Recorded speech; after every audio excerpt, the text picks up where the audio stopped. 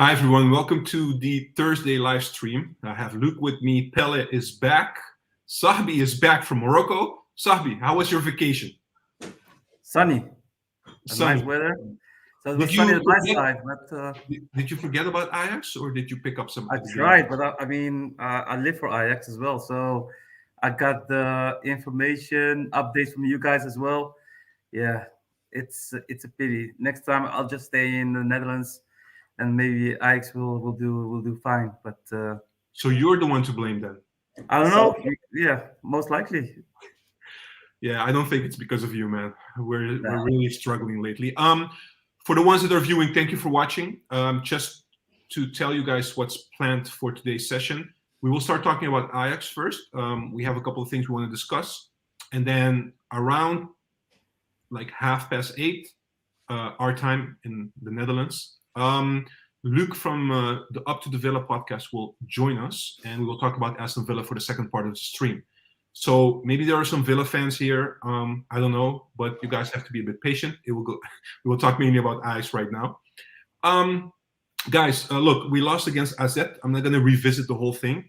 Let's not do that. But it does have consequences. Now we have to start looking forward. And I know we still have 11 games left in the Eredivisie, but it seems like now at this stage we have to look behind us. You know, who's underneath us, basically. Go Ahead Eagles, NEC, these kind of teams, because AZ is now 6 points clear. Twente is even more, and also because it will have consequences for us next year in Europe.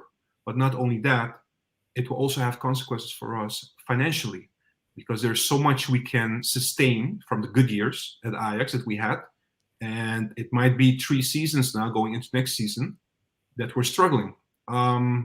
Also with players that we got and players that are not performing, etc., etc. So basically, my question is to you guys: like, it seems like if we qualify for the Europa League or Conference League, that has also to do with whether Feyenoord wins the cup, yes or no. But it's a long road ahead. I would like to know from you guys, like, if the financial situation at Ajax is that severe that we really have to sell a lot of players, or we have to generate, let's say, 70 million, which is not a big number if you think about it, and it's realistic that we have to do that in the summer. How would you plan that? How would you think about dealing with this going into the summer? Because there might also be clubs that will be hunting the best players that we have, like this season, Robbie, Ramaj. There are already links with them, basically. Maybe Hato, even though he's going to sign a contract. There might be a club coming and saying, hey, we will pay 50 or 60 million. Would that imply that Ajax has to sell them? Yes or no? So my question is, did you guys have a thought about this? And what's your overall perspective on this? Let me go with you first, Luke. We've always been in this situation where, not financially, but we always sell our better players, because inevitably in football, a player doesn't just want to stay in one place. You want to be in the most competitive league, the Premier League, La Liga, etc. You always want to move on. And unfortunately, that's where the Eredivisie, as well as other leagues like Portuguese League, France to an extent, the Liga, these are leagues that can't compete either financially or competitively to an extent with the Premier League. So naturally, these players want to go to, especially where the money is, right? So we're always used to selling our best players. I just think now, we're not in a position like Barcelona was, because they were like really, really crippled. We don't want to be like that. We can't be like that, because we will struggle as well, like worse, because there's not a lot of money in the Netherlands and the Eredivisie as it is anyway. So, we have to look at our academy more so than anything, right? And it's great that players like Dijkhoff have come back, to an extent, because he looks like he could be quite a good finisher in a couple of years, just like we've seen Robbie really elevate his game and really fill the shoes of a striker. Should he go, which I think there could be as good a chance of him going as anyone else that's playing really well, like Ramaj, that I think if we get offered enough money, unfortunately, we'll have to take it, I think. But us being Ajax, we always find a way, don't we? We always find a way. Eventually. You put Eventually. yes behind it, I think. But yeah, you're right. Sahbi, your point of view, do you agree with Luke? Yeah, to a certain extent, of course, definitely. My view is I got at first glance full faith in Jose. Jose said, "Don't worry. Oh, it's a hit. We're gonna take a hit, but we can take it. We can take it. We can put it in our books, and then we can move on. If it continues like this in the upcoming years, then we might get in trouble. So for this upcoming year, there should not be a real like an issue, but to look a little bit forward, I would think strategically on how to sell our players. I mean, certain players are just not for sale. Hato not for sale. I wouldn't sell Ramai. I wouldn't sell Broby. I would think of players that have an value. Think about Bergwijn, who I consider still a player that didn't do that much in recent years for the amount that Ajax paid. So I would suggest to sell a player like him, or maybe even a player like Sutalo. I don't know whether I mean financially it would be an issue because you bought them there, and as Jose said, the I call it the rest value or the contract thing wouldn't be in our favor. But we got Kaplan now, and we could focus solely on Kaplan and Hato in the center, and having other players, cheaper players who have also a little bit of experience to buy certain players in a squad. And Sutalo, yeah, I mean maybe I don't know about him, but he still has some sort of value, and I would say sell those two players and then move on and go for really good experienced players and young players for not a huge amount. Papimento's helping you out there saying amortization, Sahbi. That's what you That meant. one. That one. Thanks for that, Papi. Yeah, exactly. Sorry, look, Juan. Sorry, look- before you go to oh. Pella, really sorry. I just want Go to ahead. make a point on what Sabi said. Yeah, go ahead. I agree with him as well, except for you have to sell based on demand, right? And value. We don't want to be selling, say, for example, players like Sutalo, Wrench, if there's only interest in them, if they're cheap. We can't afford to sell 5 players for 50 million or 6-7 players for 70 No, of course million or not. 10 mil each. We want to be able to sell players on demand, like Kudus was in demand, Alvarez was in demand. We don't want to sell them, obviously. But that's the way we've done things. So if 50, 60 million, for example, comes in for Bobby, don't want to sell him. But what can you do with 60 billion? It can help balance the books. And unfortunately, you take that hit, but you can go and find another, like Rykov might come in and be that striker. You know, I just wanted to point that there has to be demand on the play. We can't just sell a Sutalo. No one's interested. He's not performed well, for example, and then we take a loss instead of a 10 mil. We can't afford to do that kind of thing, can we? I'm pretty sure there's still demand for Sutalo and for Bergwijn. I'm quite sure they just don't fit. I think at Ajax at this point, but I'm quite certain Sutalo can do well at within other clubs, and there's still demand. Obviously, he's still a Croatian national team player. Bergwijn also for the Dutch national squad. There was interest from the Premier League, even from Bayern Munich in the winter window in Saudi Arabia. So there might be options for them to be sold for a decent amount, and then looking forward for other players and move on from there. Look, I just want to react quickly to Sahbi, to what you said about Jose said. We still have buffers, you know. At that time, when we talked with Jose, we were looking at the current situation. We didn't really talk a lot about the future. It was very still vague what will happen. We were still thinking about maybe qualifying for Champions League and these kind of things. So we said like, and I remember he said like, okay, it also depends what will happen in the future, right? So we didn't really touch a lot upon it. What I did is I went back and I looked at how much money we made this year with our European campaign, only to offset it against when we go to the Champions League, right? So with the Bodo win now, we qualified to play against Aston Villa, and we will talk about Aston Villa in a bit. We generated 12.5 million in total. And that's with everything, like total revenues from Europe. I remember from the times we went to Champions League, that amount will be like 50, 60, those kind of numbers, right? And I also remember, and you guys remember probably as well, that Overmars at the time when he was still sporting director said, our budget at the time was Champions League budget. So that means even if we qualify for the Champions League, we still have to sell 40 million, 4-0.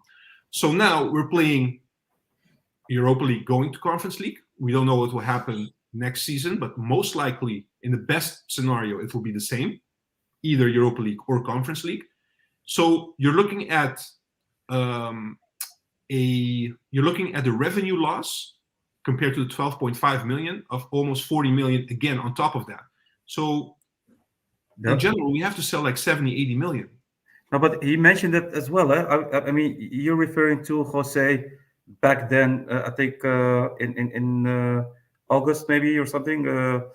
But we recently had a talk with him as well, and when we discussed the year figures and the revenues and their income, the operational income, and what he basically said is, it's a difficult time, but we can still manage. So I'm basing on what he is stating, and hopefully we can do well in the near future. But obviously, if you continue like this, it won't get better. It will only be decreasing in what we try to achieve. Yeah, and I mean, just to break in a little quick. I'm not sure. Was it before or after you talked to him that Mislintat introduced, not the salary cap, but the salary like performance-based salary? Was that before or was it after? No, we talked to him about that. He was invited, I think, a few months back. So it was after Mislintat changed the contracts basically on which European campaign we will go to. But these are only applicable, just to be clear, these are only applicable to new players. Yeah, not to the existing players. Yeah, no, exactly. I think that's one of the major issues why we should probably, sell off our highest earners when it comes to the players who just, been here previously, which would be Bergwijn, maybe Ben Berghuis, just to try to balance that, balance the books in that regard. So you guys, like, I'm listening to Luke, I'm listening to Pelle. Sahbi is a little bit more confident about the financial books, financial standing of Ajax, but if needed, you guys would be okay to sell our most experienced, our most, like the captain, Bergwijn, even though you can argue, of course, Sahbi didn't perform like we expected from him. You guys are willing to sacrifice selling our best players and rebuilding all the way from scratch again? Bro, only if I think we're gonna have to anyhow. So it doesn't really matter if we want to build on this squad or not. I think we're going to have to be, need to rebuild anyhow, looking at it like our academy rather than looking abroad. Unfortunately, due to the circumstances we're in, I don't think at this point I can't see another way ahead. I can't see us having a crazy transfer summer again with a lot of players going out, a lot of players going in. In that regard, maybe we are going to have to lose some of our heaviest earners. I don't know, drop Rulli, for example. That could also be an alternative. I think we have at least a decent enough backup goalie. That will be done for sure. That will be done for sure. But Juan, I would even sell Bergwijn if he did well. So for me, it wouldn't matter. Yeah, but you don't like Bergwijn from the start. You didn't want him in the Ajax. Yeah, and I proved myself right. So yeah, let's be honest. But how about changing it and maybe focusing on some of the players that were brought in by Mislintat? Because there was interest for, let's say, Forbes, for instance. So there are some players that got signed in the summer that there's interest for. We saw it in the winter break as well. Akpom as well. He could have left, but we didn't agree to the terms. So my question is, are we going to look more into that first, see how much we can generate from that, and maybe if needed, we will sell one of the more, how do you call it, like more experienced guys, because even I'll be honest with you, look, it's pretty much 100%, almost 100%, it's never 100% until the signature is there, but Hato will extend. But I'm still not confident that there will not be a club coming in the summer and saying, hey, we want to pay 60, 70 million for Hato. But at that time, should Ajax really be held, should we really be held captive to our financial and to our to our performance-based level? Or should we try to, in that regard, in worst case scenario, we do what we did with Manchester and we just bump up the price. See what happens. Yeah, go ahead, pay 50 million for Taylor. See if we give a darn. See if it works. The thing is, for me, is just like I said a minute ago, you have to look at it from the perspective of, say for example, we sell Robbie. Okay, we get 50 million for him, hypothetically. Okay, that's some of the money paid back. And then all you have to do, so use a striker, Rykov, someone, but you still have Berghuis around him, you still have Henderson, etc. Or you have the situation where you sell 3 or 4 players, 5 players, make up that money in a different way, keep Robbie to an extent, but then you have 4 or 5 young players around and even less experience, right? So there's different perspectives to look at it. But every year we have to sell, and we didn't want to sell Kudus. We sold Kudus to balance the books. Alvarez was sold, Timber was sold. You know, these we sell players. It's just the way the football is now. Yeah, and we can't compete financially to keep them, nor competitively, because they all want to play in the best league in the world, which is the Premier League. You know, understood. But also looking at Ajax interest, just quickly looking at Ajax interest next season, just taking out the European competition for a moment, but we want to compete for the first place again. So my question to you is, taking into account the financial situation, but also at the same time, we want to compete for the first place next season.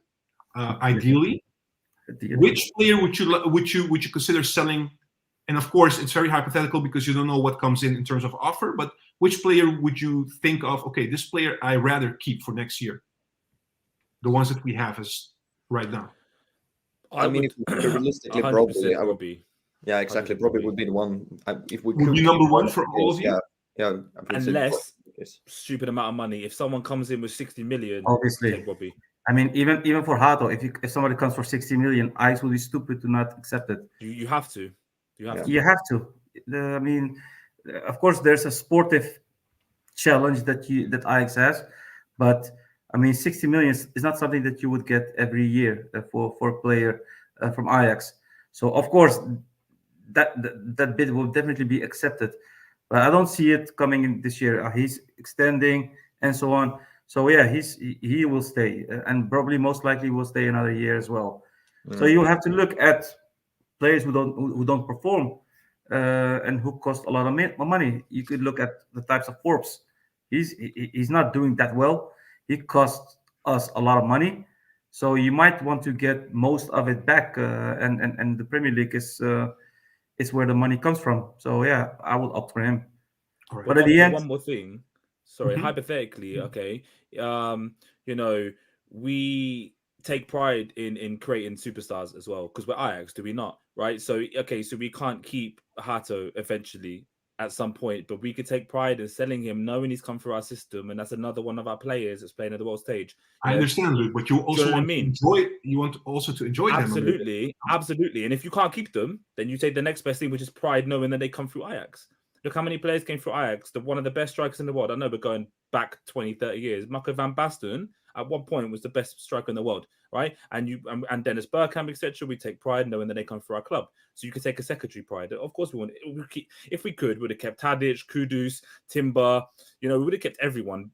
Frankie de Jong, but it just doesn't happen. It's football, isn't it? Modern football. I mean, pride is a nostalgia. It's like it's nostalgia factor, right? Because we're looking at those things because it was like a long time ago. If we were to lose someone like Van Basten today, I'm not sure pride would be worth that much, to be honest. I'm not sure how much. I'm not sure where you put that in the value scale, but I think it's pretty down low. So I'd rather, for that, I would probably, value performance at best, money at second. Let's go for pride at first and a third.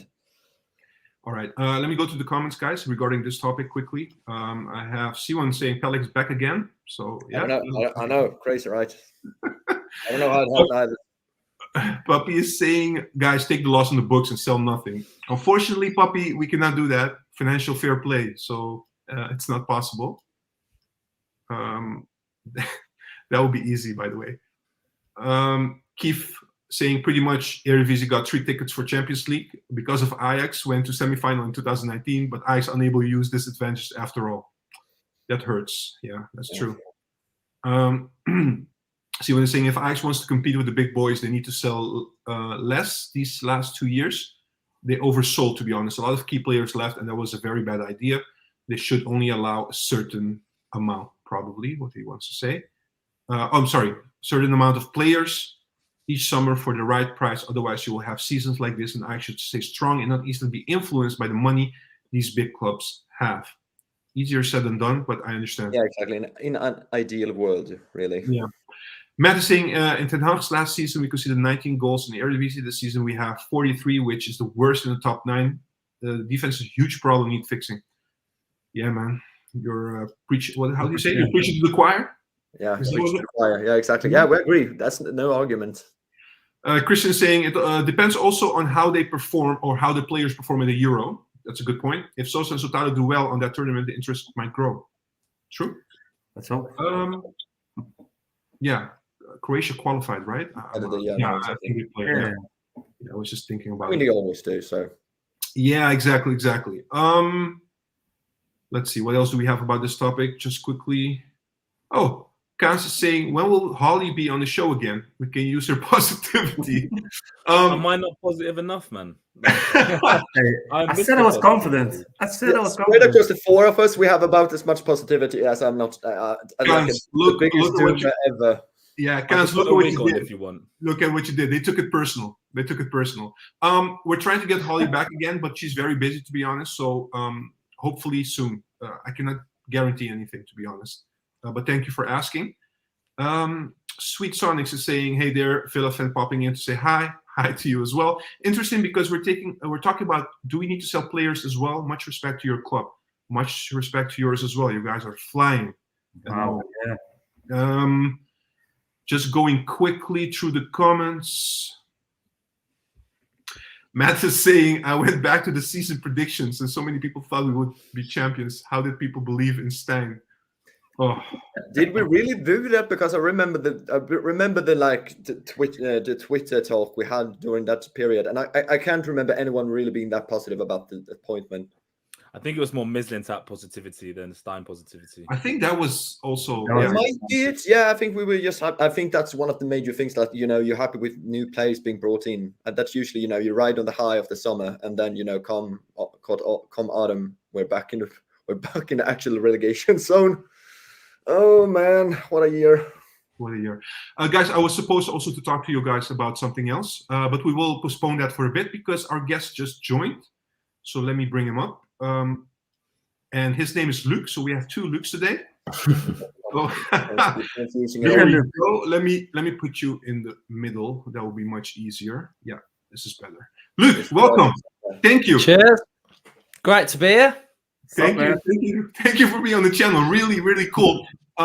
We didn't have any other option basically to have you other than today, so very glad you can make it. First of all, I will ask you a question as a host, and maybe Sahbi and Luke and Pelle will ask you questions as well. And I will also keep an eye on the viewers. If they want to ask you a question, I will pop it or bring it up as well. Luke, my question to you straight off the bat is, what did Emery do to your club? Because I went back to history, checking what happened. Steven Gerrard gets sacked around October, and then you guys appoint Emery, and you guys even pay Villarreal to get him back, if I'm not mistaken. You guys were 15th in the league. You guys end up 7th in the league, and you guys have a huge chance this season to end in the top 4, basically. So what's the magic? What's the sauce? What's the secret sauce? He's a miracle worker. It's just been fantastic. I mean, ever since he's came into our club, it's just been upward trajectory. When he came in from Gerrard, we were really poor. We were playing terrible football. The club was trying to get back to being that European team. Emery comes in and just transforms us. He gets us playing proper football. We were attacking well, defending well. And for a team that was languishing around the relegation zone, he managed to get us into the Europa Conference League. So our form at that turn of the year was like, I think we were second in the whole calendar year of 2023. So that just shows how good we actually were. And then this season, he's just carried it on, really. He's brought in his principles, the way he wants to play, his philosophy, his identity. He's changed the culture of the football club. He's got us just winning. We're turning into just winners now. So everything that a fan we wanted and we've wanted our club to be, Emery has been able to change that round for us. He brought in Monchi, the sporting director from Seville, so the transfer guru in La Liga. He's now part of our sort of scouting network. So Emery sort of got full control at Villa, and the owners have gave him everything that he needs to succeed, and we're seeing it on and off the pitch. Were you be honest here? You can be honest, right? Were you skeptical when he was appointed at the beginning because he didn't have a good track record in the Premier League with Arsenal before? Or were you just open about it? Just, let's see what happens. backed him from day one because I saw past the Arsenal days. Being a Villa fan in the Premier League, you see what he was doing in the Premier. Arsenal fans don't really give him much credit because he came in after Wenger. It's always a difficult job. It's like David Moyes going in after Ferguson. It's going to be like the next guy that goes in after Klopp. It's going to be a real difficult job, and that's what Emery had at Arsenal. But he was brilliant at Seville. He was great at Villarreal, getting them to the semi-final of the Champions League. And I felt like what Villa needed was like a proper coach, somebody who can coach our players, create an identity, create a culture and a brand of football. And I just felt like he was the guy to do it. And I felt like because he'd had experience from Arsenal, I felt like he realised that this was a big opportunity for him to sort of make a claim in the Premier League and do what he did. Maybe some of the things that he did wrong at Arsenal, he was going to do right at Villa, and he's done everything. All right, perfect. I'm going to give it to the others to ask a question. Luke, nice to meet you, man. It's nice to have another Yeah. Luke on here. Oh, wait. Yeah. Just quickly, we have a distinction here, so it's all right. Luke, Both beards though, and beard game strong for both Luke. So it's like looking at before and after picture. yes, after watching Ajax for a season, this is what happens. That's what this guy does too. So I have a couple of questions actually. So Yeah. let's talk Ollie Watkins. Ollie Watkins in the Premier League, 14 goals, I believe, in the league, 10 assists. How crucial is he to Emery's style of play? Oh, he's massive. He's an absolute monster. I mean, what he's doing currently, his recent period of form is, in my opinion, unplayable at times. He's just dragging players out of position. He's running through channels. His hold-up play is brilliant. He's got a lot more clinical. And he just suits what he wants, what Emery wants from him. Like previously, he's been sort of, under previous managers, he's been sort of running channels, but running away from goal. And Emery's really focused on him sort of running in the 18-yard box. Definitely. That sort of, down that sort of patch of grass from like the halfway line to the goal. So, he plays in that area, but he's so quick, he's dynamic, he's, you say his goals, but his assists, those assists this season in the Premier League are ridiculous. His numbers are only just behind like Haaland and Salah as well. So he's playing amazing, and I think he's going to go on this season in the Premier League to get around 20 goals, definitely. No, for sure. He's been, when I've been able to watch games, he's getting on the end of headers. His work rate is amazing, and he's always in the right place at the right time. But like you, we have a striker in form, right? And Brian Brobby this season, arguably, probably joint best player, best performing player, alongside Ramaj, our goalkeeper, and Hato, our young centre back.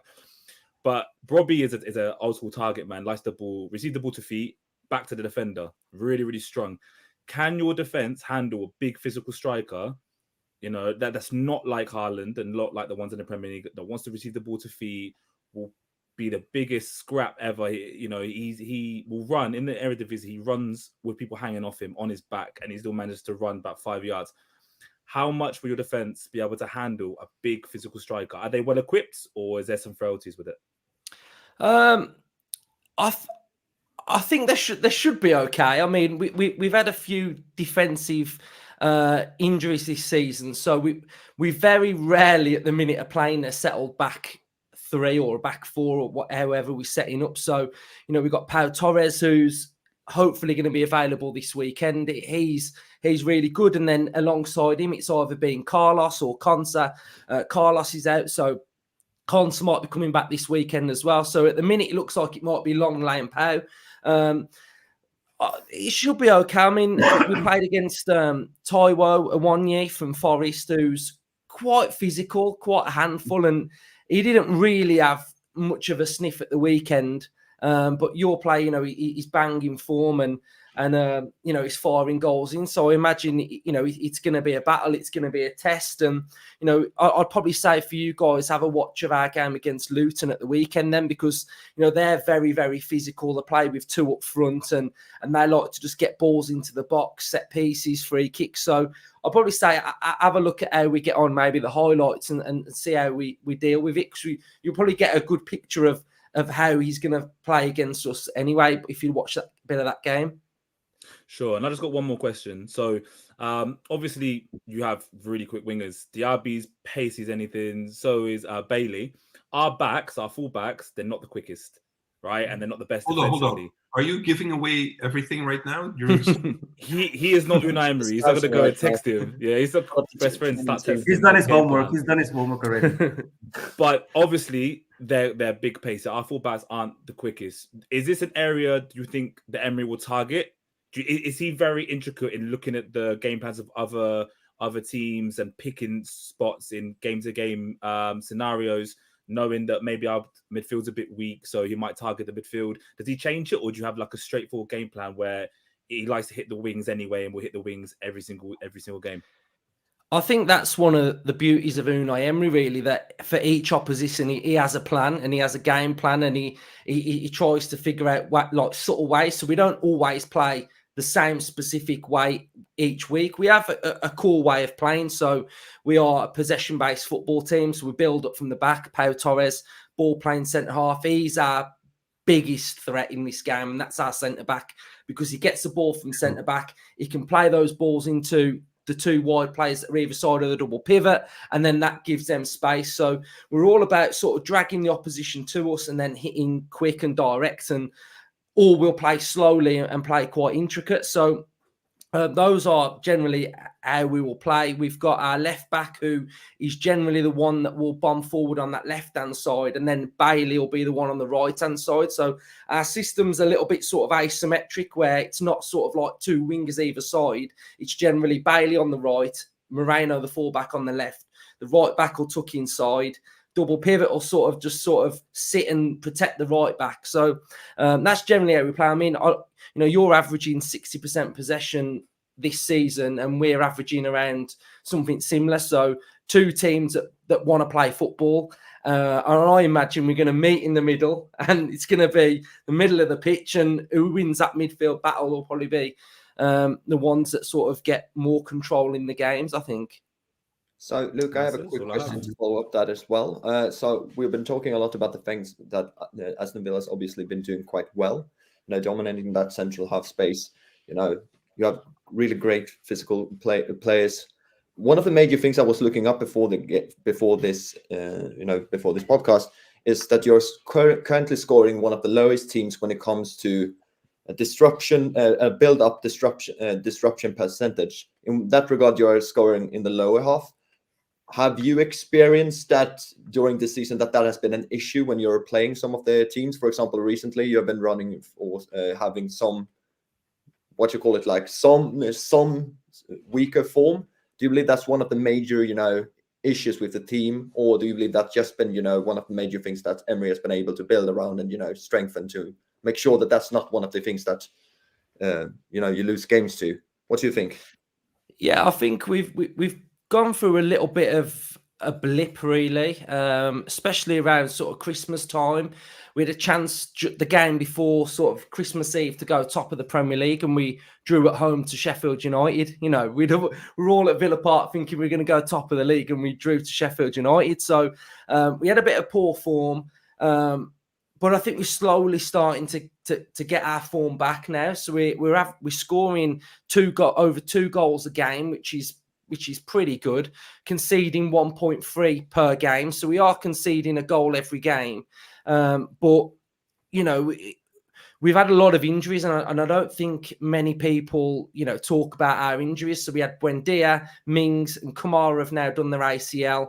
We've had loads of players out this season, but we've just got on with it. So I think this bit of poor form that we've kind of had has gone in with some of the injuries that we've had as well. So some of them are getting back to full fitness now. So Consa's back, Pau's back, Carlos is going to be back soon. So I think we're doing pretty well, really. 4th in the league, and we've just got to keep going with our remaining games. And I think every Villa fan's like really looking forward to this Ajax game. The last time we played each other was 2008. You know, you guys had Suarez, Vertonghen, Alderweireld, Huntelaar. So, you know, you had a great team when we played back then. So I think it's a fixture that we're all really looking forward to playing in. I think it's the fixture of this round of fixtures in the Europa Conference League, really.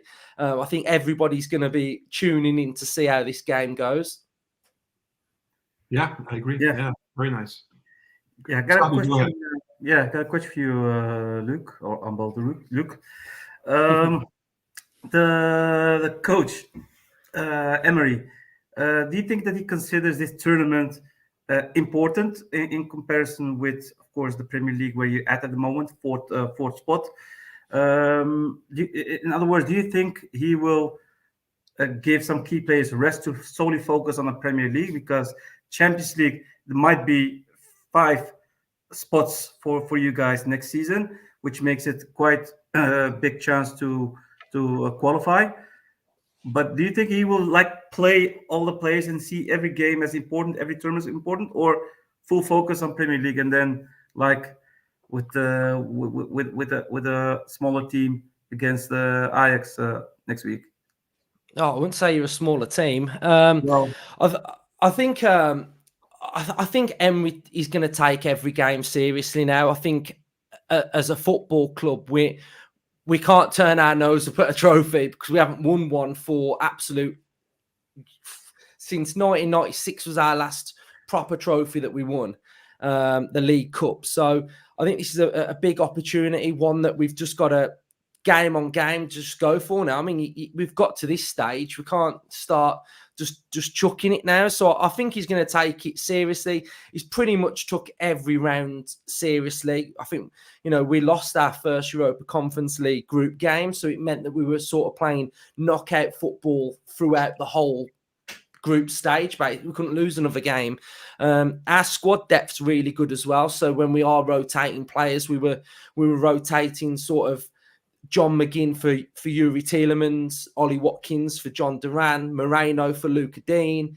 So because we've got a really good squad, the players that come in and come out are pretty much first team players anyway. So I don't think he'll rotate at all. I think he'll take it really seriously because it's going to be a tough game, and because we're away first, you can lose. You could lose this game and you'll be out of the tournament because if you lose by enough goals, then it's going to be really difficult. So I think he'll take it really, really seriously. He'll go full strength, I think.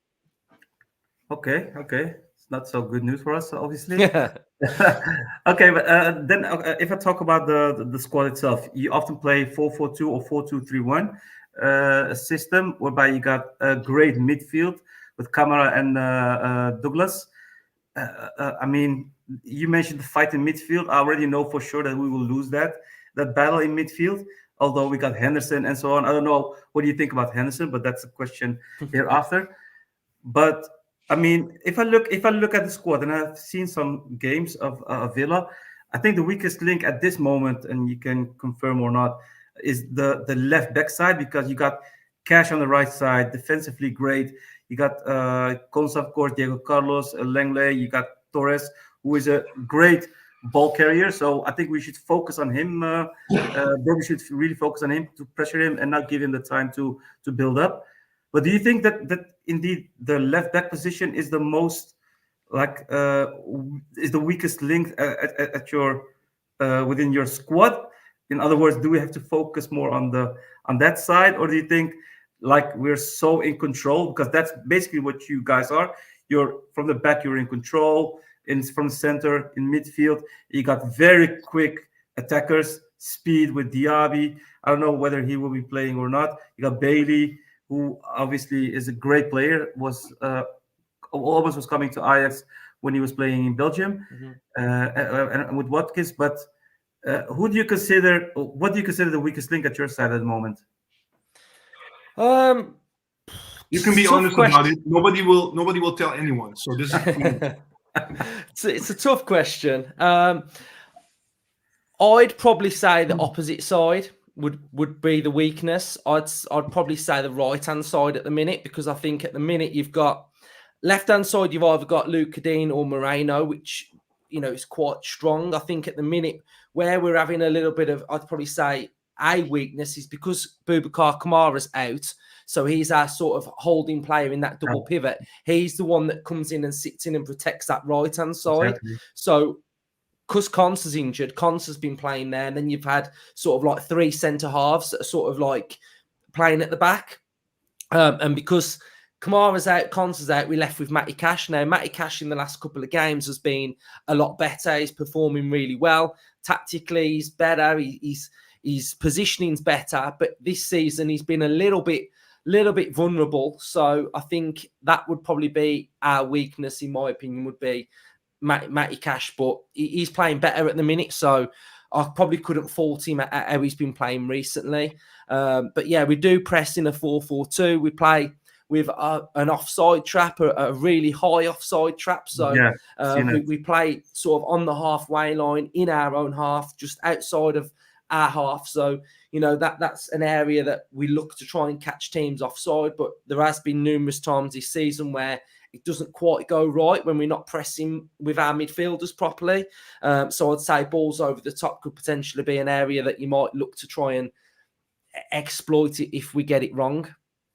Yeah, and of course you got that sweeper keeper who can take over that space behind you guys, behind the defense. So yeah, man, looking forward to it.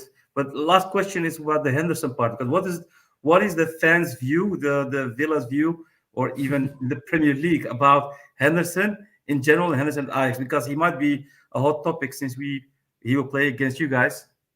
Yeah, he's he's been a really good servant for England and for Liverpool. I think a lot of England fans are frustrated that Southgate keeps playing him, and you know he always picks Henderson rather than sort of like, I don't know, like who else could we pick? We could pick anyone but Henderson, but he always picks Henderson. Southgate's probably going to be, he's probably going to be this game home and away, just watching Henderson and probably not watching Watkins or Konsa.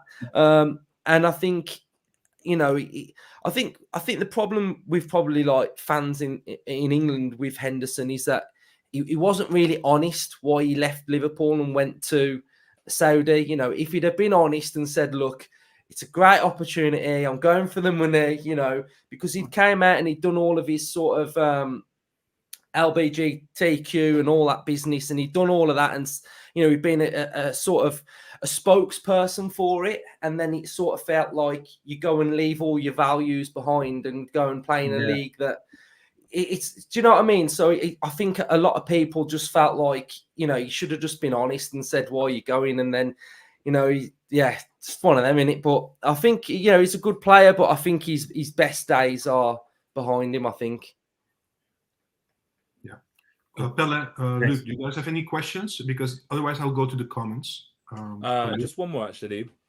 So obviously we were very like, oh, let's not get Aston Villa in the draw. It's the worst thing we could have got. How did you feel about when the draw was happening? Were we the team you wanted to avoid? Was there another team you wanted to avoid? And how do you feel about playing Ajax right now, who are up and down with our form? We're down with our form at the moment, but prior to it, we were okay. We were winning some games. You know, we're up and down with form. So what was your reaction? Who did you want? And how do you feel about playing Ajax? Well, we did a live stream of the draw, and I asked everybody, and we had quite a few people watching, who we wanted. Everybody said Ajax, and that's not because we think we can beat you. We just want to play the best. You know, we want to play the biggest and the best teams in this competition, and you know that you know, let's be honest, there's some average teams that are in this. You know, so I think I just want to test us against the best teams. Massive stadium. It's going to be a difficult game, and I think, you know, it'll probably bring out the best out of both teams. Really, you know, your form's up and down. You know, you're not having the best of seasons, but I bet you perform against Villa in that first game. So, you know, it's going to be a tough game. And I think that's, you know, while we're in this tournament, we want to play the best teams. And yeah, I think everybody's just looking forward to it. And like I said, you know, we've played each other in 2008. So yeah, it's exciting. Luke, I You, really good like sir, how did not positive watch you the are. Bodo Glimt games. Yeah, no, I I just want to can say, hear Luke, that. yeah, I just want to say, Luke, you're so positive. We really appreciate it. We I brought the love it. positivity in, and I enjoy You're that giving us because we were hope. talking about this before you joined. It's like, oh, why everyone's so gloom and doom and gloom, and then you joined, Jen, and there was a sprinkle of positivity, and I honestly, good sir, do not care for it. Let me go to the comments, guys. Richard saying, Luke, so he knows you. Basically, he's a watcher. Yeah. Well, good to have you. Kansas saying, look, it's just the same Luke, just with hair this time. You don't see any I didn't difference. say it, Luke. Wasn't me. Wasn't me. Yeah, I think this one was covered because Sabi asked this question more or less. My question to Luke is, will Paul Torres play Europa? He means Conference League because he's very good. And how many changes do you think Emery will apply against us, considering you have big games against Spurs? You said every game is basically serious, right? He's going to take it seriously. Yeah, definitely. All right. Protector of the Deep is saying Villa and Ajax are the only teams that ever won Champions League who are still playing in the Conference League. MC is saying Aston Villa is better than Ajax. No comment. Sonics is saying I was a fan from day one, probably referring to when Emery was appointed. Knew he would be the best manager in decades. Was absolutely buzzing. Not all my mates were convinced. They are now. That's nice. Quickly, I'm trying to check if there is a question. Oh, here we go. This one is from Papimento. He's saying, my question to Luke, if Ajax was to hurt Villa, where and how would you go about it tactically? So what would be the weakness? I think you covered that also, the right side. Right side. Yeah, balls over the top, probably catch us. Yeah, and just we're a little bit vulnerable from set pieces at the minute as well. So I don't know how you guys are at attacking set pieces, but we're a little bit vulnerable. Yeah. Don't worry about that. Not so great. Don't stay awake at night. Don't worry about that. Yeah. Oh, here we go. We have one more. Julie Round is saying, my question to Luke is, what scoreline will you feel comfortable with after the first leg and be confident that we can get through to the tie at home? I'd say as long as we don't lose, I think. So, if it's a draw, then I think that's a good result for Villa, I think.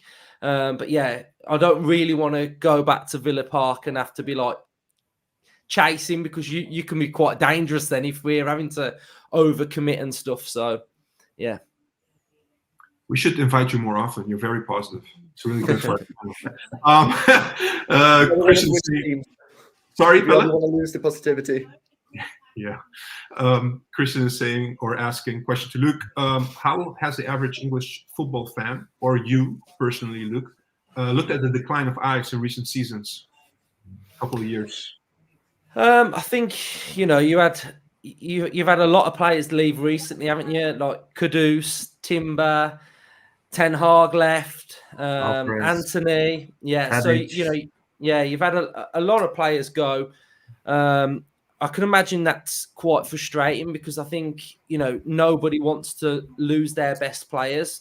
I think sometimes as fans, you can accept losing sort of like one a season, but when you're sort of having like your team stripped of good players, and that really does start to hurt and push you back even further. But, you guys are known for playing great football, and I imagine you've, still got a really good academy. So, you'll get it back together, and I think you're not having that bad of a season really. You're not like near the bottom, are you? So you've recovered well. So if you just little baby steps to get back where you need to be, then yeah, you'll be fine. This guy has diplomatic skills to solve the conflict in the Middle East. I promise to God. He even makes up me believe in our own team. What is going on? What a time to be alive. I think this comment basically gives you a bit of a reflection on our current state or our emotion. So BRN is saying, just let me pull it up. Man, I miss having that confidence with our team. Just give us the best, which you said earlier, when absolutely true. Absolutely. Sweet Sonics is saying, I don't have a question, just super happy to be playing you because you're a historic team and our fan base is loving this. Just don't forget who you are, you're Ajax.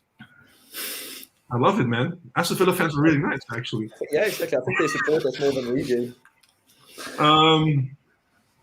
Yeah, all right. So last round from Julie round, no pun intended. Can we have a score prediction from you all, please? First leg, let's do the first leg. So just next week. Good. You're the guest. Go ahead. You can go first. I'm gonna go with. I'm gonna go goals. 2-2. 2-2. All right. Okay. Sabi? I'm gonna go for a.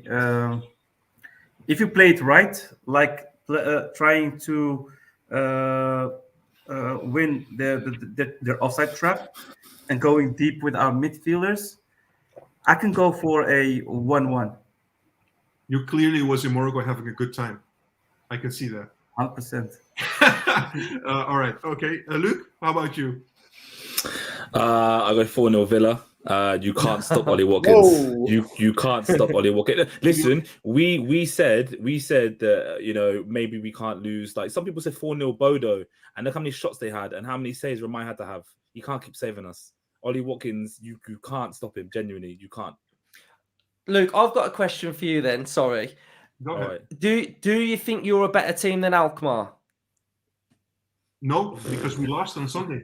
Exactly. And they were better. And they were better. The difficult thing with our club is that at the moment, no one really knows what's going on, in a sense. It's like we don't really get. Obviously, we got an interim manager. We don't know who's going to come in the summer. So, no one can really put a stamp on what they want to do. Mizentak came in, left so soon after a month, 2 months after spending so much money. All these players came. There's their first season. Some of them are good enough. It's a whole mess. And it's just like when you're in a club and you have a team that's had time to create a culture, like Emery's brought his own people in, like Arteta at Arsenal as well, Pep at Man City. They've had time to really put their stamp on things, and you can change it. And unfortunately, our culture is all over the place. And with our defenders, the way they're defending, Ollie Watkins would have a field day. I promise you. I absolutely promise you. All right, Pelle. I watch him regularly enough to see. Yeah. Pelle, what's your prediction? Yeah, honestly, like Luke said, nobody really knows what's going on, including what the players will bring, including the players and the coach himself. So you can never really estimate what type of performance they will come for. It's like a bipolar type of syndrome situation in which it's leaning more towards the negative aspects of it. But I don't know. I see this opportunity to be more positive than Luke for once. So I'm just going to say, 2-1. I'm going to say 2-1 to Aston Villa. So positive by default. Still not that positive. But by default. Can I, as a host, just not say anything about the result? No, you have to, bro. You have to. You have to. Everyone. Look, I'm not very optimistic, Luke Robinson, because the reason for this being, I think when a coach starts switching formation during the season, that's a bad sign because he's not confident anymore about what he's doing, the tactics that he was supposed to apply. And we tried that against AZ Alkmaar. We went to 5-3-2, barely trained it, maybe one day, and we looked all over the place.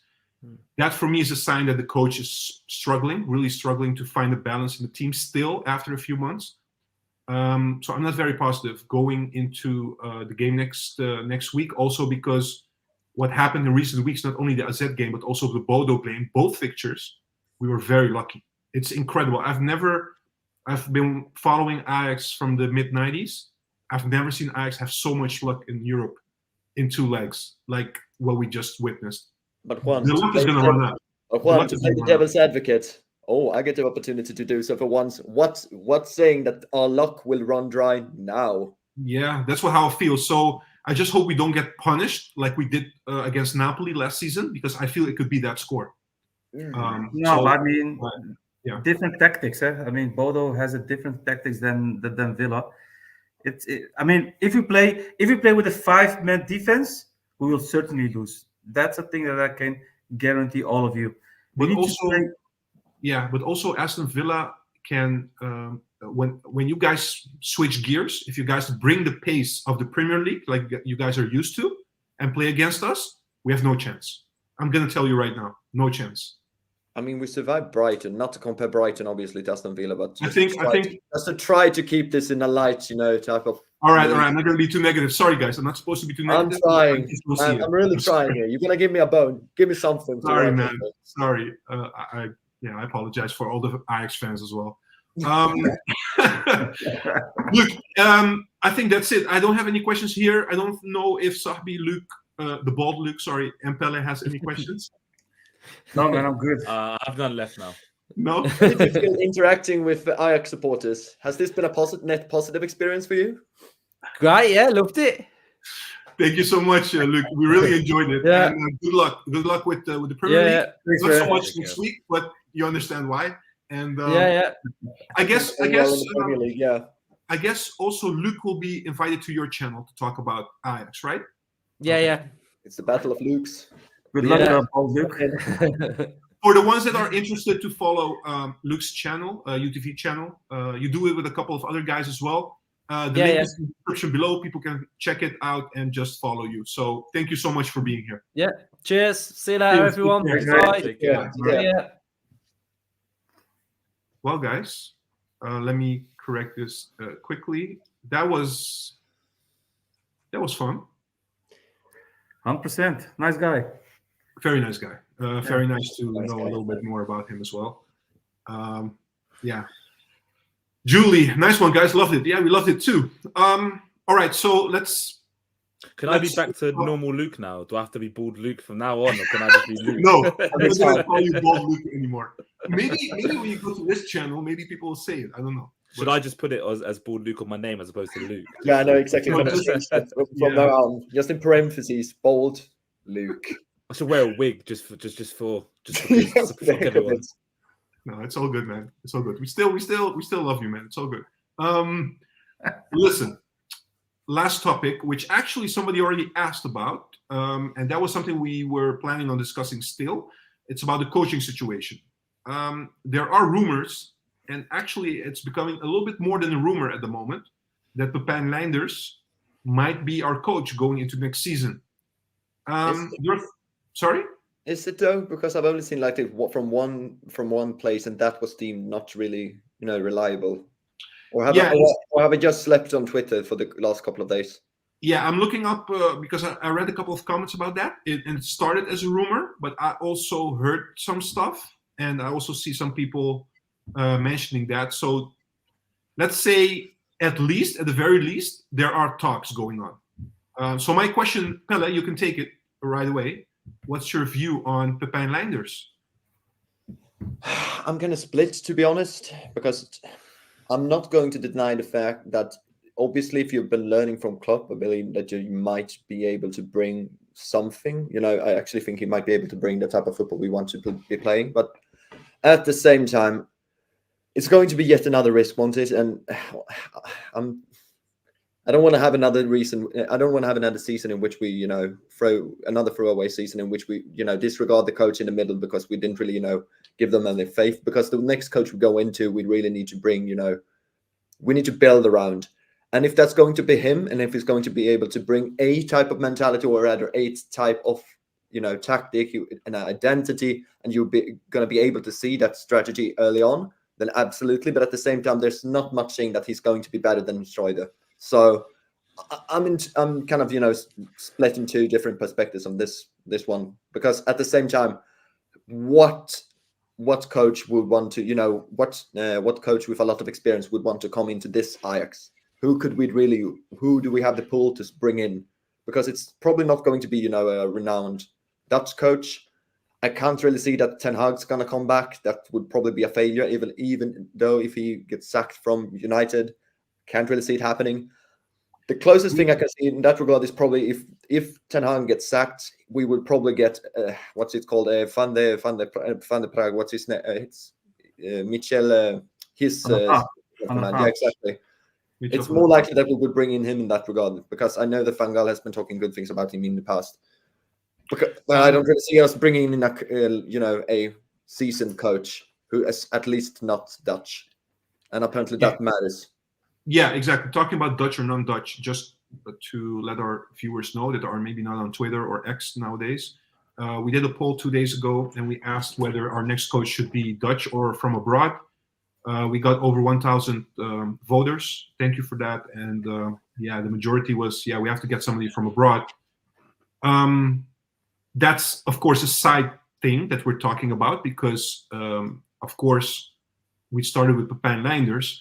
Let's just focus on Pepijn Leinders for a minute. And if you don't agree that he should be the next coach, then can you please, and I know it's hard, but who would you see as a candidate? I know, Luke, from you've been mentioning this for months now, Knudsen, but there are also, Jonas showed us a couple of days ago that more likely Knudsen is going to sign an extension with the Bodo until 2027.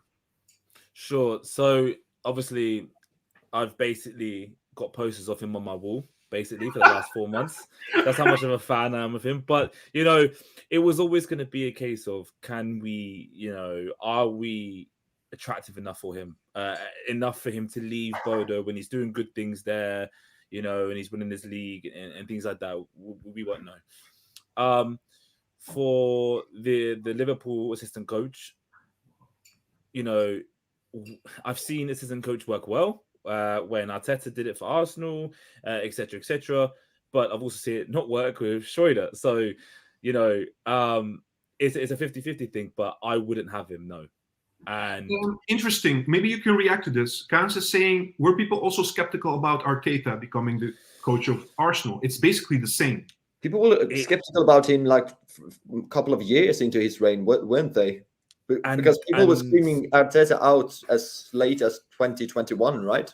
Or am I completely going insane? No, absolutely. And it has to. It depends on the type of person, right? So, in order to be a manager, you need to be firm. Arteta was able to go and do a thing where he let Aubameyang, who was a £60 million signing and scored an insane amount of goals, gave him a new contract and ended up letting him go for free.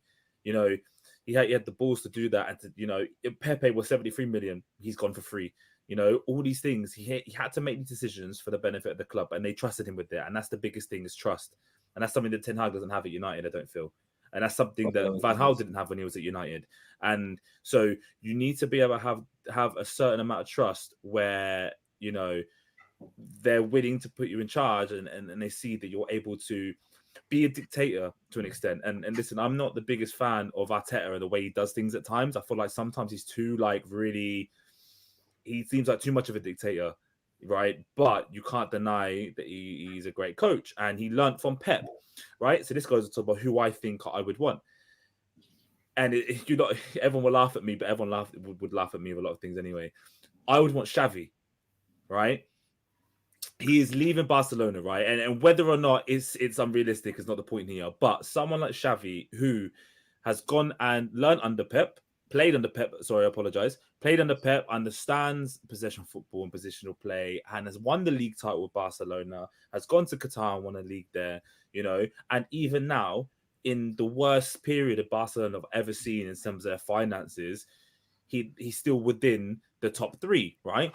Real Madrid are like 8 points clear or something, and Girona shouldn't be up there.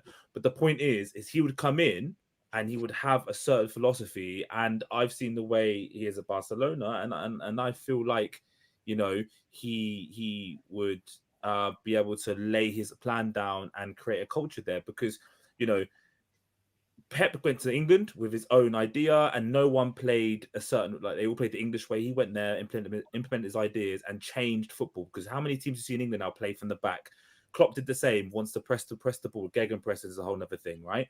Who's saying that Xavi can't go over to the Netherlands, who he was influenced by the way, by Cruyff and Total Football when he was young, right? And come and be good for Ajax. Now, whether or not it's realistic is a different story, but he's the type of person, the type of coach I would want at the club. Look, just one comment about that. Somebody is saying, hold on, I'm getting a couple of comments, but Kans is saying, but Leinders knows Dutch football. Xavi doesn't. But to what context, though? That he doesn't know the Eredivisie, or he doesn't know Dutch football, which Cruyff took to Barcelona, and then he played under Pep, who learned from him anyway. So if you could say that about a lot of things. Arteta learned it under Pep. So you're saying that Arteta doesn't understand, like the competition. Fine, the competition. He's won the La Liga. If anything, it's going to be a weaker league, and unfortunately, that's how it's viewed at, and it is. It's a weaker league, okay. And he's won the Eredivisie. He's won the La Liga. You're telling me that he can't go and win, or at the very least challenge for the league title? Yeah, and Sahbi, before I go to you, Sahbi, and before you can go further, Luke, because there are so many things coming up, and there's all angles to this discussion, so I want to bring it up as well. And Sahbi, if you want to react to Luke, or Pelle, you want to react to Luke as well, go ahead, please. All right, so we can have an active discussion. But here, Brian is also saying Barca has better players than we do, which is interesting because this gives us a dynamic into this discussion that basically our next coach has to be, because we talked about the finances, we talked about maybe selling our best players, which is a realistic scenario. Then what type of coach do you get in? You have to get a coach in my opinion, that knows how to rebuild a squad, right? Is Xavi that kind of coach? No, look at what he's done for Barcelona. Yes, okay, they have better players, they have Frenkie de Jong, etc., right? But they've also had to deal with finance. He's not been able to play. I mean, they've bought players and they've crippled themselves financially to the point where he's using young players. But look how those young players are performing, and he still managed to win a league last year with them. You could sit there and you could say they had better players than us, but that doesn't define the kind of coach you get. Even if we came second, but you could see the change in culture, the change in the way that a coach like Xavi would come in, and change us from absolutely awful football at times to being able to have a certain culture and a certain way to look at it, where he still has a philosophy of using young players like a Barcelona, which we wants to play possession football, what we want, attacking football, what we want. It just works. And I'm not saying it has to be a Xavi himself, but I would like a Xavi type coach that would come in and bring in a culture and change and make an actual culture and follow and it only makes sense to me because he played under Van Gaal and Guardiola, and the whole Barcelona thing, isn't it? I don't know whether it's realistic or no, but I don't think it's a bad call or a bad name, because I know that wasn't Van Gaal the one that gave him a chance to debut in Barcelona when he was the coach at the time, and who's advising our team nowadays. So I don't know if that's a stretch, but anyways, I don't think it's a bad idea. To be honest, I don't know if he would want to come to Ajax, to be very honest with you. Yeah, but that's a different conversation. Yeah. Sahbi, do you give me... Sorry, man. I'm putting you on hold the whole time. Can I go to the comments? No worries. I've got all patience. Thank you, man. Javit is reacting. Stan did know Dutch football from basement. How that helped him? How did that help him? If knowing Dutch football is mandatory, then half of the panel can coach Ajax starting from tomorrow. Which half? Which half? Let us know which half. Aslan is saying, as a Barca fan, I agree with Luke about looking for a Xavi-type coach. Played under Van Gaal and under Guardiola. He transformed us from the terrible position Koeman left us in. Barca was mid-table. Yeah, I don't think it's a bad call, to be honest. I agree with that. Type of coach? No, definitely not. Ziggy is saying, Pascal Janssen rebuilt it every season and still got results alongside with Dave Vos. It might work. Also not a bad call. It's a good argument, to be honest. Let's see, what else do we have? Hold on. Dinos is saying we need a miracle to happen, and the only magician coach that we can get is Ron Jans from Utrecht, we will face them on Sunday as well. All right. Yeah, exactly. Don't has been unbeaten before 14 games now, 14, 15, something like that. 15. Sorry, it just makes me laugh. It just makes me laugh how people will. I don't know if that's a troll or not, but you look at things like that, and we go from Stein, and then you'd want to go and try with someone like that as well. And I think who do you mean, Ron Jans? Yeah. But but honestly, no. But listen, Ron Jans is not in the same category, in my opinion, as Stein. To be honest, I mean, I look at him differently. He almost always outperformed with his teams that he had. Yeah, but underdog teams, that's the difference. Really outperformed. Not like Stein outperformed, but really outperformed. Yeah, Stein outperformed because he brought us to relegation zone. That hasn't happened in a while. Oh, man. Yeah, but I don't know. would we really want that? Because in that regard, the only thing I think he's going to be able to do is secure our position, like not in the mid-table, of course, but I think that we're going to get stuck in third at best. I can't imagine that's going to be better. Whoever we get from the Netherlands, a Dutch coach, let's be honest now, will they be better than Bos or Slot? Yes or I no? don't think so. No, the alternatives are quite limited, aren't they? All right. So think so. okay. Anyways, just quickly on some of the people reacting to us. Steve is saying, my Dutch picks for coach, Jonk or Grim. My hope is that Van het Schip gets the boot now for Vos to finish the season. Yeah, that's not going to happen. Can't imagine I it. don't think so. Brian is saying, look, Ron Jans equals Stan and Schroeder for me, so it's a no-go. BRN is saying Ron Jans is like Emery, good for the sub top, so just below the top. Let's hope that the Aston Villa supporters left the chat before this. Dino's saying the disrespect from Luke is amazing. It's not even, but it's more like, okay, we're Ajax, yeah. So then people are like, oh, we can't have a manager like Stein. We get Stein in. Oh, we should aim for the top. And then they mention Ron Jans. And it's like, speak words like Xavi and not Ruud van Nistelrooy, please. No, thank you. All right. Last one that I'm doing, and then Sahbi, you can react. With all due respect, but the only time Ron Jans coached a big team was Standard Liège, and he was fired faster than Stan was. Yeah, but that also had to do, to be very fair with you, with this. I mean, the ownership there. There was no structure, so it's a bit easy. But I agree with you. Facts are facts, but it's a little bit easy to say that. It's a bit out of context, in my opinion. But anyways, everybody has doubts, right, about all the players.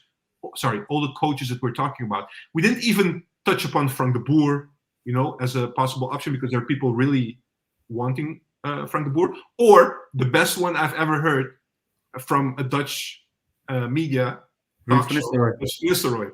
But we're not going to talk about that. Sahni, go ahead. About what? About what? What's your question? The question is the next coach. What's your view on that? Should it be somebody from the Netherlands, a Dutch one? Pepijn Leinders, how do you see that, if that's really realistic? And who would be your number one pick? Okay. Let me react first on the Pepijn Leinders. For me, it's a definitely no-go. It's a clear, great assistant coach and not a head coach. He doesn't have any experience as a head coach. He did that at NEC, and we saw how that developed. And he went back to Liverpool. Still no experience as a head coach. So it's like we're taking a new gamble on a head coach, which we obviously should not do at this stage in where we at the moment. So definitely a no-go. And whether we need a Dutch coach or a coach from abroad, I just want a coach who is the best for Ajax. And I don't care if it would be a Dutch one or one from abroad. It should be somebody who can follow the Ajax philosophy, who is able to coach young players, who can develop those young players into great players that can be sold eventually to other clubs. So because that's basically the lifeline of our club, of our academy. So and if I look at the Dutch coaches at the moment, I don't see anyone who can fill in that position. In what we seek, you mentioned Bos. Okay, that ship has sailed. You got Slot, who is at Feyenoord, who's doing well, also not coming to Ajax. So you have to look abroad at this moment. And Luke mentioned Xavi. He can be a good one, but I'm not really fond of him, to be honest, because he did win the prize last year. But if you ask me how Barca played, I wasn't really happy with the way they played. It was always defensive, 1-0. I mean, the organization part was quite well. They didn't concede a lot of goals, but it were mainly individuals who scored those goals, and it was always narrow 1-0 without really good football. I mean, Xavi was one of the greatest footballers. Also played under one of the greatest coaches, but to be able to be a good coach, you also need to translate what you want to the players, and that's the most difficult thing. You can know football in your head, but you need to translate that to the players. And for me, I think Xavi can do that eventually, but I don't know if he's able to do that right now, especially with the new culture and so on. That's my take. So we need a coach who can play the Ajax philosophy. I was fond of, but he already went to Celtic. Brendan Rodgers. He's a coach who really follows the Ajax philosophy. He loves the total football of Ajax, and also with that combination of English mentality, like the hard work and physical. But yeah, he went to Celtic, and I already mentioned Gallardo in the past and so on. But yeah, he went to Etihad, so that ship has sailed as well.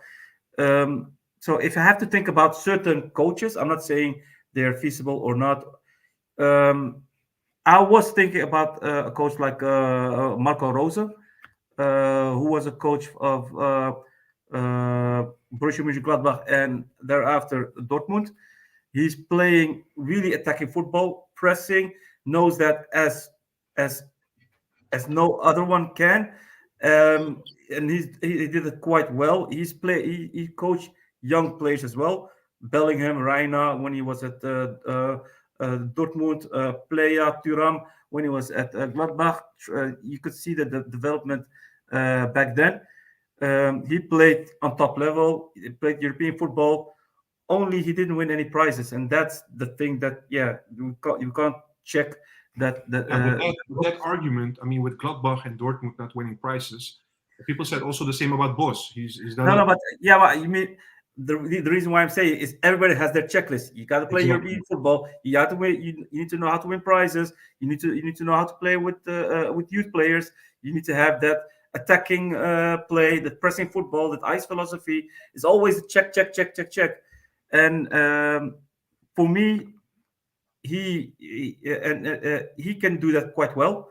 There are also a coach who comes from the Red Bull Academy. Forgot his name. Jesse Marsh. Okay. Might be an option as well. Always plays attacking football. Knows how to play with young players. Played with young players who developed. Played European football. Knows how to attack. Knows the pressing football that Red Bull likes to play at Leipzig or at Salzburg. So those kind of coaches are the ones that we need to seek, and it's going to be difficult. But for me, Leinders is definitely a no-go for me. He's just too light and too much of a gamble. I have a question. I was thinking about this when we were preparing for the podcast, and one name that came up, which I think has never been brought up into the conversation, and you might slaughter me for this one, is Thiago Motta, who's the head coach of Bologna. I would say that they're quite playing a style which would suit the Ajax type of play in the regard of in the build up, both when it comes to the build up, the type of mentality he's instilling in the players, more attacking type of football. Maybe a little too soon to do so, but one of the managers that's not really been spun that much, and I would say that watching Bologna this season has been really actually, fella, he's quite being followed by the bigger clubs. I mean, really? the reason why I didn't mention Robert De Zerbi is because he's already. The bigger clubs. But he's also playing. He's also coaching in the biggest league in the world. So but Motta is also. Barcelona and AC Milan are also following Motta at the moment. So I didn't even know that. I know Barcelona really been thrown around and Alonso, but I didn't know about Motta. Oh. No, Motta's also high on the list from bigger clubs, so to say. So that's why I didn't mention those kind of coaches. Otherwise, I would mention De Zerbi as number one. But I mean, he's being followed by the top clubs in the Premier League, but Bayern Munich and so on. I mean, a man is allowed to dream, isn't he? I mean, that's all I have left, man. Dreaming is my dreams, my aspirations. Please. There's no price. Sorry. Dreaming, so go ahead, man. Can I just, Sabi? I just want to challenge you on Xavi because he's one of my boys. But you're saying about last season, and statistically they scored 1.8 goals a game, right? But for me, that's down to the personnel, because they had one player get into double digits of goals scored in that season. That was Lewandowski. The next was Rafinha with 7, right? They had 15 shots a game in most games, 60% possessions, or 70 goals in the league, right? Which is the second joint highest with Atletico. Real Madrid got 75 goals. They conceded 20 in all season. So yeah, you're absolutely right, organized, but they're not as they weren't as one goal game. Like it looked like it, but it wasn't like a Xavi issue. It was a personnel issue, in my opinion. Someone like Rafinha is not going to get you 15 goals. He only got 7. Someone like Ferran Torres on left wing wouldn't get you 15 goals. They only had one person to score. So I feel like in a team where they had multiple people that could share the goals, it would be way more dominant than it was. And unfortunately, in some aspects for managers, you have to take a perspective and take things into context where, okay, we're not as great attacking because we only got one player that can score 25 goals. We have to then be better defensively, and they were. And it helped them win the league, because ultimately, if we went out as so for example, if you came to Ajax and then we had a system where we only conceded 20 goals and scored 70 and won the league, it's a great season. It's an amazing season. I would rather, win 1-0 if it meant we won the league, 60% possession, 500 passes a game, playing forwards, always trying to play on the front foot. It's really good stuff. Do you know what I mean? But what changed defensively in comparison with last year? Because the defenders are quite the same. Nothing really changed. So he changed his setup by playing more offensively, and that's why they concede a lot this season. They brought in Cancelo, and he tried to be even more, and he was doing this thing where Emery when Luke said that Emery has one player sit in and one player overlap. He had this thing where Koundé would come in as a third centre back, and their left back would overlap, right? Yeah, a box midfield. Gavi on the left wing will come inside, and they'll have 2 10s of Gavi and Pedri, and a Busquets and Frenkie de Jong as the pivot. But this season, he's tried to go Cancelo on one side, someone else on the other, everyone going forward, but Luke, and it's changed, right? Correct me if I'm wrong. I don't follow Barca as much as you guys do, but didn't they have a lot of injuries and personnel issues as well? Yeah, Lewandowski was out for a couple of months. Pedri's been out. Do you know what I mean? Gavi did his ACL, so it's been hugely against him as well. And Girona just had an unreal season, so that hasn't helped as well. But someone who's able to get the best in a season where you concede only 20 goals in a season with Real Madrid in as well is insane for me. And I think if he's someone that we can get, I'd absolutely like. Oh yeah, and they lost to Stegen for like 5 months. He had a back problem. All right. So I have to cut, sorry, I was just challenging it. No, it's fine. It's fine. It's a good thing. I want your quick again. Sorry. Quick reaction on 2 things. Tonio is asking, what about Pascal Janssen? So I want a brief reaction from every one of you. And on top of that, also, let me look it up. Somebody referred to, hold on. Somebody said, why don't we bring Reiziger and Bogarde back? I can't find it, but somebody said that. So maybe you can. Oh, here we go. Here we go. Christian is saying, in my honest opinion, the best solution would be Michael Reiziger and Vincent Bogarde. Pelle, your view on Pascal Janssen and Reiziger and Bogarde? Honestly, when it comes to the second alternatives, honestly, I'm not entirely comfortable enough to make any predictions. That could go. Obviously, I want to bring Bogarde back, but I'm not sure how that team up would be fair, especially if we want to build on it in the long term. Concerning Janssen, I think it's just sad that we've gotten to that level when that is the prime. I think it would obviously be better than De Boer, but I'm not sure that that's the type of coach or the manager you want to build around, and I'm not sure that he's going to be able to bring us anything in the end than grief. So maybe better than now, but better is the biggest enemy of good. So I'm just going to say no to those. All right, Luke. Can he do any worse than what we've had? I know everyone called for him. Please don't say that. Please do not say that. But for me, I want someone that has more that's done it, been there, done it somewhere, and has a bit of authority about them. That's it. You would still, one of the things that Luke with the hair said, was yeah, just to be clear. But one of the Reference, things great. that Well done. we talked about, and I asked him this question, is that once they sacked Gerrard, they were very proactive. They went after Emery. They paid a fee of 6 million euros to Villarreal, and they got Emery in. And I'm not sure if we would do that as Ajax. I think we will go for the easy choice. Who's available?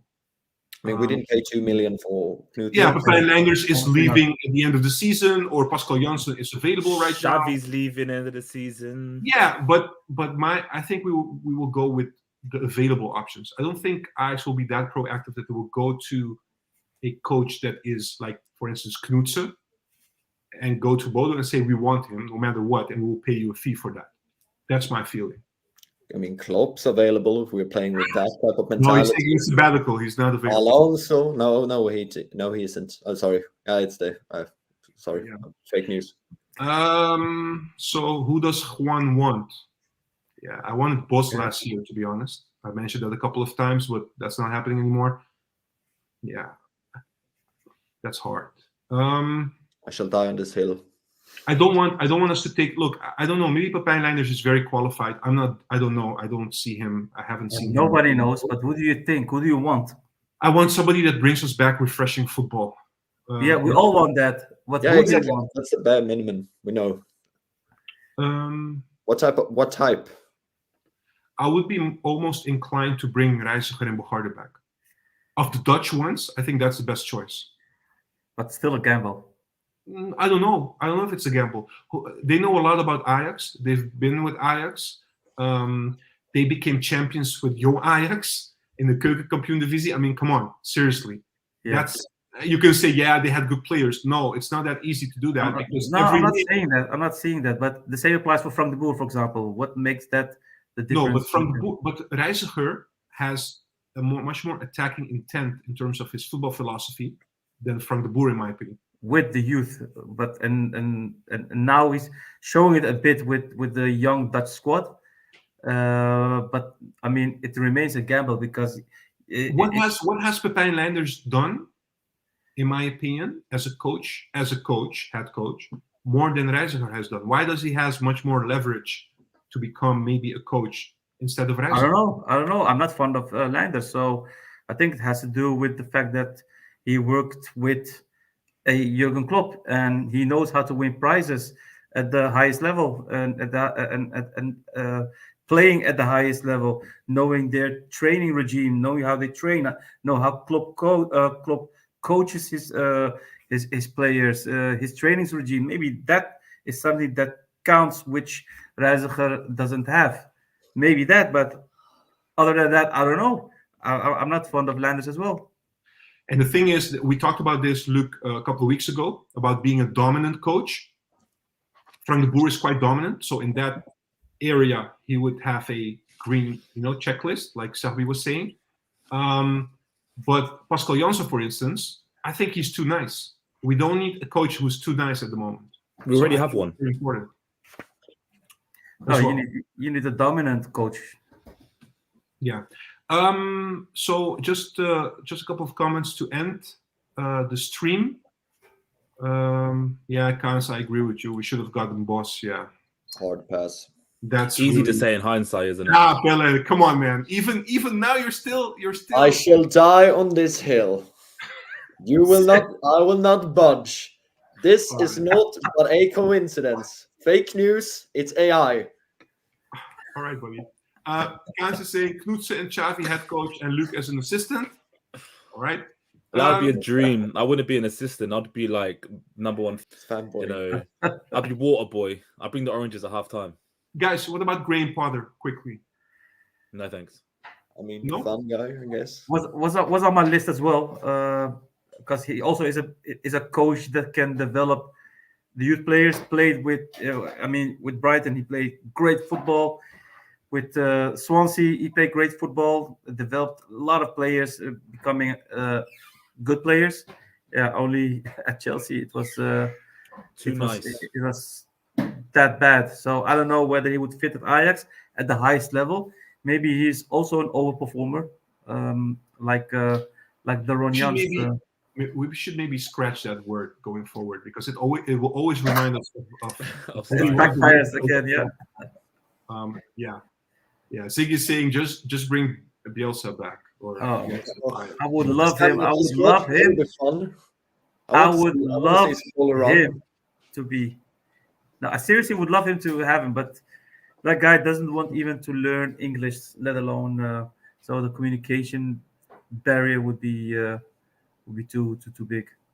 You guys know I'm the type of host that always has the last question, unfortunately for you guys. But I would like to ask you and also the viewers, that's the final question that I have. Do you guys feel like we've reached the bottom with Ajax this season? Is this it? Are we going to see, although I'm not expecting all of a sudden will be fantastic next season, but just in terms of will we see progress going forward as of next season? In your opinion, what does your feeling, your emotion, your Ajax heart tell you?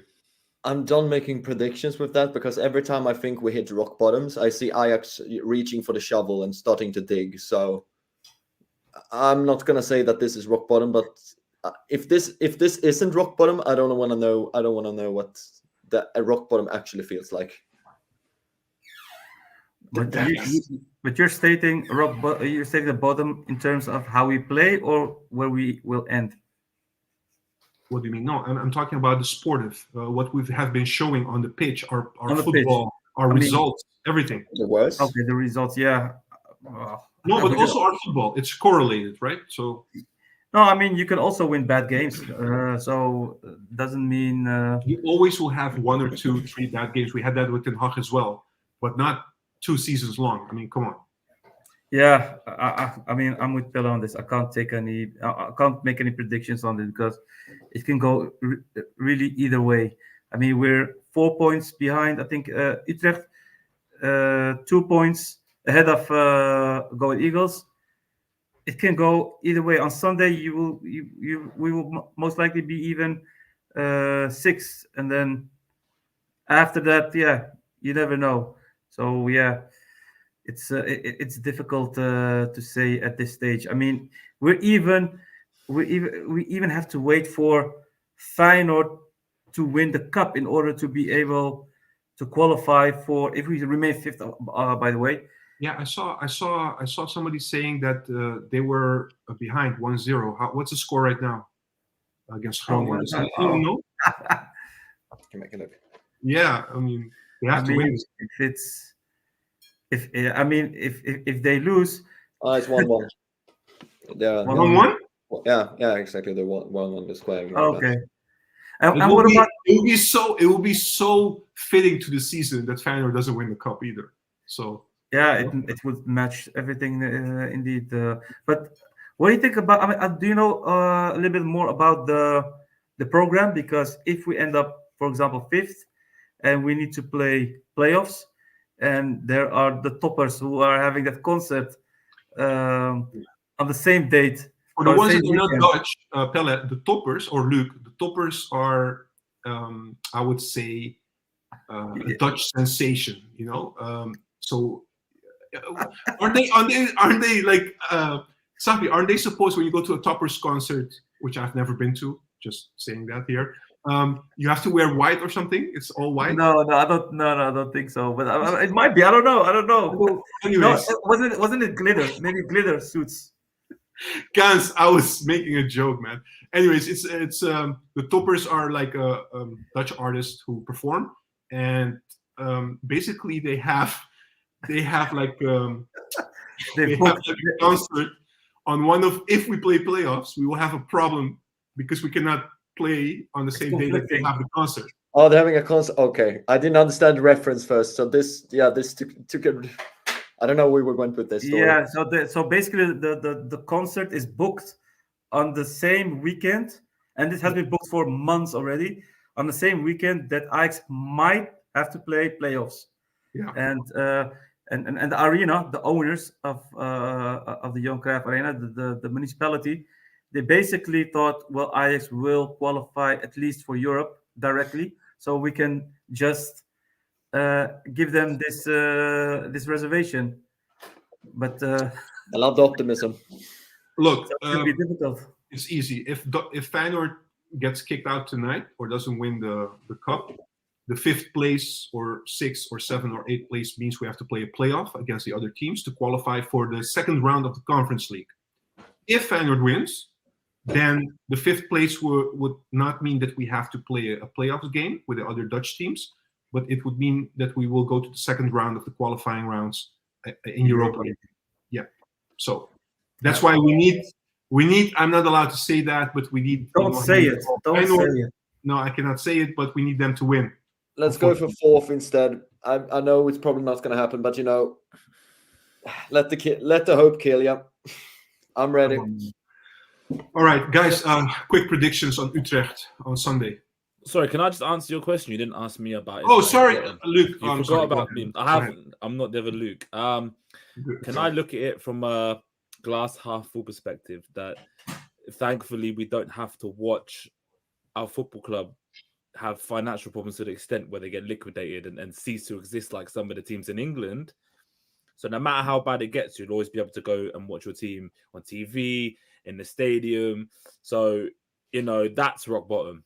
So until you get to there, the bottom can stretch very far and just finishing 5th and 6th. I like how you turn a negative thing into something not as negative. Well, it's because ultimately we watch it because we want to watch our club, right?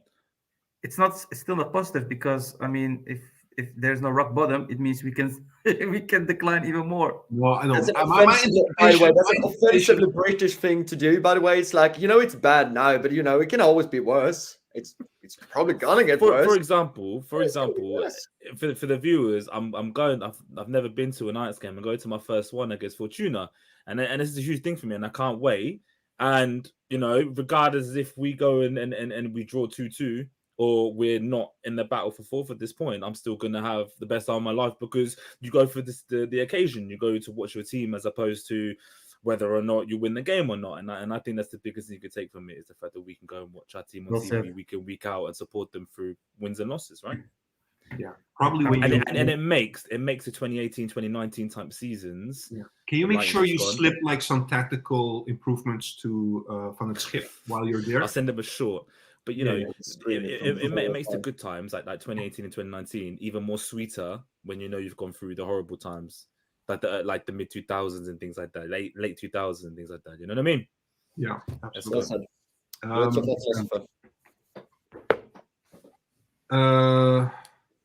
Bjorn is asking a question, guys. Can we touch upon the topic that our team had 3 free days this week? Oh, they were giving 3 days, three days to just not train. Yeah, what do you want me to say, Bjorn? Maybe there's a reason for that. Maybe it could be that the players are just, physically drained or have been playing a lot and they need, time to refresh or something. It's very difficult to assess on these things. I think it's strange. If you want to play that 5-3-2 system, then you need to train on that system and not give them 3 days off and then having 1 day to train on that system and then play that against Utrecht on this. So it's Having said that, Utrecht prediction. Let's go. Sahbi. 2-2. Pelle. 2-1. Us. Luke. 2-2. All right.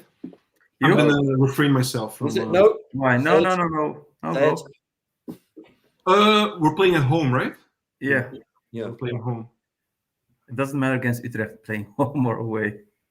No, I think it matters to us this season whether we play home or away. I think we will win 2-1. Yeah, I'm with Pelle on this one. Glad. All right, I hope you're right, man. I hope you guys are right. It's more hope. Yeah. Guys, thank you so much. It's been a very long stream, but I really appreciate it.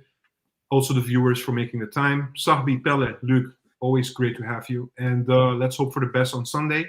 We'll be back next week. I will not be the host next week, guys. Just letting you know up front. I have other arrangements. But Papimento said he will take it from me as a host. So let's hope he brings more luck than I do next week. All right. Take care, guys. See you. Bye. Take care. Ciao.